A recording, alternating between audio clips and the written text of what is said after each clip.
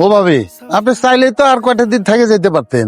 গরু মেয়েরা জুতা দান করতে আইসেন না চাচা। দেখছেন আপন চাচার সাথে এমনি কথা কয়। আমরা যাতে চইলা যাইতে পারি এই কারণে বিদ্যুতের লাইন কাইটা 2টা মাস নরকের মধ্যে রাখছেন। এখন আবার কইতেছেন আরো কয়টা দিন থাইকা যান। এইখানে তো আমার দোষ নাই, বিদ্যুতের মিটার তো তোমাগো নামে না, তাহলে তোমরা বিদ্যুৎ পাইতা।